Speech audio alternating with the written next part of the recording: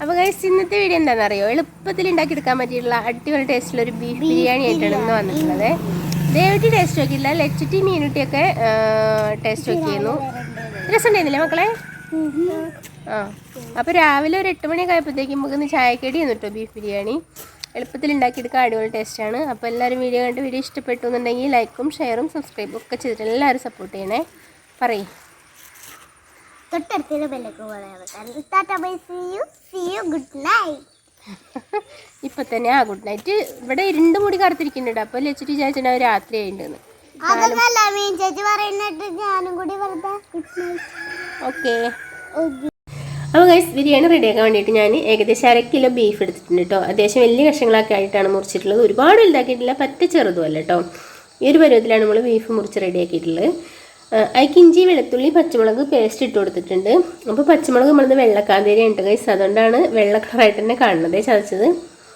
പിന്നെ ആവശ്യത്തിനുള്ള മഞ്ഞൾപ്പൊടി, മുളക് പൊടി, ഉപ്പ്, പിന്നെ തൈരും കൂട്ടിയിട്ട് നന്നായിട്ടൊന്ന് മിക്സ് ചെയ്ത് ഒരു 10-15 മിനിറ്റ് മാറ്റി വെച്ചതിന് ശേഷം കുക്കറിലിട്ടിട്ട് ഒരു 2-3 വിസിൽ നന്നായിട്ടൊന്ന് വേവിച്ചെടുക്കാം കേട്ടോ.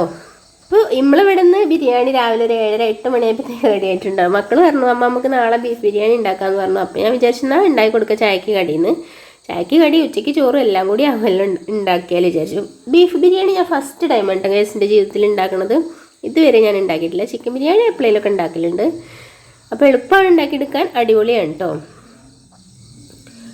ബീഫൊക്കെ കുക്കറിൽ വെന്ത് വരുന്ന സമയം കൊണ്ട് ഞാൻ അരി ഒന്ന് തിളപ്പിച്ച് ഊറ്റാൻ വേണ്ടിയിട്ട് വെള്ളം വെച്ച് കൊടുത്തിട്ടുണ്ട്.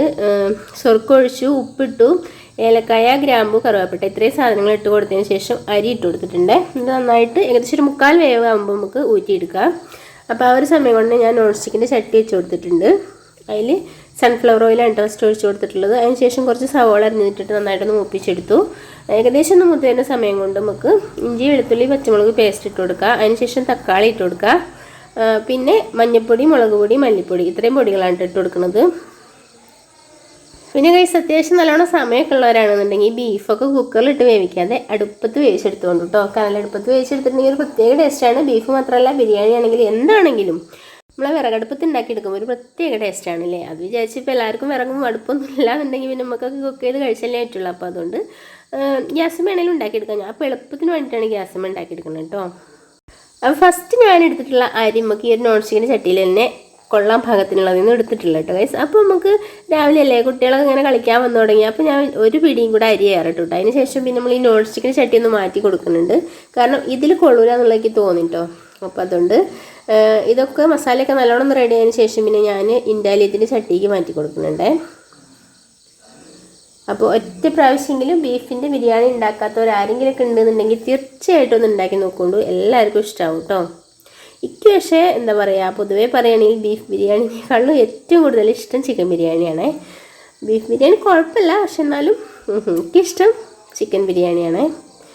അപ്പോൾ മല്ലിച്ചപ്പ് ഇട്ട് കൊടുത്തിട്ടുണ്ട് ഗൈസ്. ഒപ്പം തന്നെ ഒരു ഇത്തിരി നാരങ്ങ നീരും കൂടെ ഒഴിച്ചു കൊടുക്കുന്നുണ്ട് നമ്മളെ മസാലയിൽ. മസാലയൊക്കെ ഓരോരുത്തർക്ക് ഇഷ്ടത്തിനനുസരിച്ച് കൂട്ടിയും കുറച്ചൊക്കെ എന്താ പറയുക ആഡ് ചെയ്ത് കൊടുക്കുക. എനിക്ക് ഒരുപാട് മസാലയൊന്നും ഇഷ്ടമല്ല, അപ്പോൾ അതുകൊണ്ട് ഞാൻ കുറച്ച് മസാല ഉണ്ടാക്കിയെന്നുള്ളൂ. അപ്പോൾ ഓരോരുത്തരുടെ ഇഷ്ടത്തിനനുസരിച്ച് എങ്ങനെ വേണമെങ്കിലും റെഡിയാക്കി എടുക്കാം കേട്ടോ. അപ്പോൾ കുക്കറിൽ വലിയ കഷ്ടം കൂടെയല്ല. അപ്പോൾ ഞാനൊരു 4-5 വിസിലൊക്കെ അടിച്ചിട്ടുണ്ട്. അതിന് ശേഷം പിന്നെ അടുപ്പത്തും കുറച്ച് സമയം വേവിച്ചെടുത്തിട്ടുണ്ട്. അപ്പോഴല്ലേ നമുക്കൊരു സമാധാനം കിട്ടുള്ളൂ. സാധാരണ നമ്മൾ ബീഫ് കുക്ക് ചെയ്യുമ്പോൾ കുഞ്ഞി കഷ്ണങ്ങളാക്കിയിട്ടല്ലേ കുക്ക് ചെയ്യുക. അപ്പോൾ അങ്ങനെ ഗൈസ് നമ്മളെ മസാലയ്ക്ക് ഏകദേശം റെഡി ആയിട്ടുണ്ട്. അതിന് ശേഷം ഒരു 5 മിനിറ്റ് അടച്ച് വെച്ചതിന് ശേഷം പിന്നെ ഞാൻ നമ്മളെ ഇൻഡാലിയത്തിൻ്റെ ചട്ടിക്ക് ഒഴിച്ചു കൊടുക്കുന്നുണ്ട് കേട്ടോ. മസാലയൊക്കെ ഇട്ട് കൊടുത്തതിന് ശേഷം പിന്നെ കുക്കറിലുള്ള ബീഫും കൂടെ അതിലേക്ക് ഒഴിച്ചു കൊടുക്കുക. അതിന് ശേഷം നമുക്ക് ഊറ്റി വെച്ചിട്ടുള്ള ചോറ് നന്നായിട്ടൊന്ന് ദം ചെയ്തെടുക്കാൻ വേണ്ടിയിട്ട് ഇട്ട് കൊടുക്കുക കേട്ടോ. അപ്പോൾ ഇന്നത്തെ ക്യാമറാമാൻ പവിക്കുട്ടനാണ്. ട്രൈപോഡിൻ്റെ വിഷയം ഞാൻ ഇടയ്ക്കിടയ്ക്ക് പറയുന്നതാണല്ലോ അല്ലേ, നമുക്കിതുവരെ വാങ്ങാൻ പറ്റിയിട്ടില്ല. എന്തായാലും ഒന്ന് വാങ്ങണം. അതുവരെ ഇപ്പോൾ ആരെങ്കിലുമൊക്കെ ആശ്രയിച്ചേ പറ്റുള്ളൂ. കുറേ വീഡിയോസ് മീരക്കുട്ടിയൊക്കെ എടുത്ത് സഹായിച്ചിട്ടു. നമ്മൾ അമ്പലത്തിൽ കെട്ടുന്നറിയുന്ന വീഡിയോസ് ആണെങ്കിലും പിന്നെ അതുപോലെ തന്നെ ഇന്നലത്തെ വീഡിയോസൊക്കെ ഓൾ തന്നെയാണ് സഹായിച്ചിട്ടുള്ളത്. അപ്പോൾ എല്ലാവരും ഹെൽപ്പും വേണമല്ലോ, ഒറ്റയ്ക്ക് എന്തായാലും മുന്നോട്ട് പോകാൻ കഴിയില്ല. അപ്പോൾ എന്തായാലും ഇപ്പോൾ മക്കളൊക്കെ കട്ട സപ്പോർട്ടാണ് കേട്ടോ ഗൈസ്. അപ്പോൾ ചോറൊക്കെ ഇട്ട് കൊടുക്കുന്നുണ്ട്. പിന്നെ ഇതിൽ പിന്നെ മറ്റേ ബീഫിൻ്റെ ബിരിയാണി മസാല കിട്ടുട്ടോ ഗൈസ്. പ്രത്യേകിച്ച് അത് നമ്മൾ ചോദിച്ച് വാങ്ങണം. അപ്പോൾ അത് ഞാനിതിൽ ആഡ് ചെയ്ത് കൊടുത്തിട്ടുണ്ട് ഗൈസ്. ആ ഒരു ഭാഗം സ്കിപ്പായി പോയിട്ടുണ്ടേ. ബീഫിൻ്റെ ബിരിയാണി മസാല അതുപോലെ തന്നെ ചിക്കൻ്റെ ബിരിയാണി മസാലയൊക്കെ സെപ്പറേറ്റ് നമുക്ക് വാങ്ങാൻ കിട്ടും. അപ്പോൾ ബീഫ് ബിരിയാണി മസാല നിർബന്ധമായിട്ട് വേണ്ട ഗൈസ്. അതിടുമ്പോഴാണ് ഇതിൻ്റെ ഒരു യഥാർത്ഥ ടേസ്റ്റ് നമുക്ക് ഫീൽ ചെയ്യാം. അപ്പോൾ ചെറുതായിട്ട് ഞാൻ സ്പൂണോട് ഇങ്ങനെ കുത്തി കൊടുത്തതിന് ശേഷം അതിൽ നെയ്യ് ഇട്ട് കൊടുക്കുന്നുണ്ട്, 1/2 kg ഇട്ട് കൊടുക്കുന്നുണ്ട്. പിന്നെ ഒപ്പം തന്നെ ഒരിത്തിരി മല്ലിച്ചപ്പ് അരിഞ്ഞതിട്ട് കൊടുക്കുന്നുണ്ട്. പിന്നെ സവോളയും പിന്നെ അതുപോലെ തന്നെ അണ്ടിപ്പരിപ്പും മുന്തിരിയും കൂടി എല്ലാം കൂടി ഞാൻ ഒരുമിച്ചിട്ട് അങ്ങോട്ട് വറുത്ത് കോരായിട്ട് ചെയ്തത്. സെപ്പറേറ്റ് ആയിട്ട് വറക്കണം എന്നുണ്ടെങ്കിൽ അങ്ങനെ വറുത്ത് കോരാം. ഞാൻ എല്ലാം കൂടെ ഒരുമിച്ചിട്ട് വറുത്ത് കോരിയിട്ടുണ്ട്. അപ്പോൾ അതും കൂടെ ഇട്ട് കൊടുത്തിട്ടുണ്ട്. അതൊക്കെ ഇട്ട് കൊടുത്തതിന് ശേഷം നമുക്കൊരു 2 മിനിറ്റും കൂടെ ഒന്ന് ദം ചെയ്ത് വെക്കണം കേട്ടോ. ഒട്ടിക്കൊന്നും വേണ്ട, ജസ്റ്റ് ഒന്ന് അടപ്പ് വെച്ചതിന് ശേഷം എന്തെങ്കിലും ഒരു അമ്മിക്കുട്ടിയോ അങ്ങനെ എന്തെങ്കിലും അതിൻ്റെ മേലെ ഒരു കനം വെച്ചാൽ മതി. 2 മിനിറ്റ് അതിന് ശേഷം നന്നായിട്ട് മിക്സ് ചെയ്തിട്ട് എന്താ പറയുക, നമുക്ക് ആവശ്യത്തിന് വിളമ്പിയിട്ട് അങ്ങനെ കഴിച്ചാൽ മതി. അടിപൊളിയാണേ. ഒറ്റ പ്രാവശ്യമെങ്കിലും എല്ലാവരും ഉണ്ടാക്കി നോക്കണം.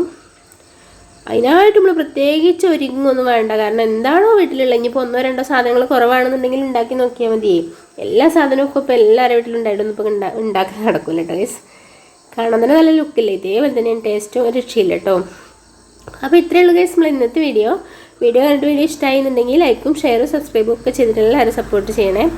അതുപോലെ തന്നെ വിലപ്പെട്ട അഭിപ്രായങ്ങളൊക്കെ ഒന്ന് കമൻറ്റായിട്ട് എഴുതിയിരിക്കാൻ നിങ്ങൾ ആരും മറക്കരുത്. പിന്നെ നമ്മൾ ലച്ചുട്ടി, മീനുട്ടി, ദേവുട്ടി അവരെയൊക്കെ ഒരു കുഞ്ഞു ഭാഗം കൂടെ ഞാൻ അതിൽ ഉൾപ്പെടുത്തിയിട്ടുണ്ട് കേട്ടോ. അപ്പോൾ മിക്സ് ചെയ്യേണ്ടത് കണ്ടില്ല നിങ്ങൾ. ഇതിൻ്റെ ഇപ്പം സാലഡോ ചമ്മന്തിയോ പപ്പടമൊക്കെ ഉണ്ടെന്നുണ്ടെങ്കിൽ അടിപൊളി കോമ്പിനേഷൻ ആവും.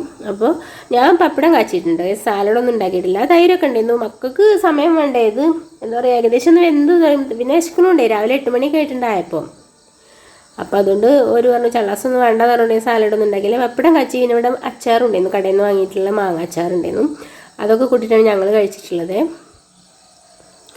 അപ്പോൾ ശരി ഗൈസ്, സപ്പോർട്ട് എല്ലാവരും ദൈവത്തെ ഓർത്ത് ചെയ്യണം കേട്ടോ. എന്നെങ്കിൽ മാത്രമേ മുന്നോട്ട് പോകാൻ പറ്റുള്ളൂ. അപ്പോൾ അടിപൊളിയൊരു വീഡിയോ ആയിട്ട് നമുക്ക് വീണ്ടും കാണാം. അപ്പോൾ ഈ വീഡിയോ കണ്ടിട്ട് എല്ലാവർക്കും ഇഷ്ടപ്പെട്ട ബിരിയാണി ഏതാണെന്നുള്ളത് ജസ്റ്റ് ഒന്ന് കമൻറ്റ് എഴുതണം കേട്ടോ. ബീഫാണോ, ചിക്കനാണോ, പിന്നെ പ്രോൺസ് ആണോ, അല്ലെങ്കിൽ കൂന്തളാണോ, മീനാണോ, ഏതാണെങ്കിലും ജസ്റ്റ് ഒന്ന് കമൻറ്റ് എഴുതണേ.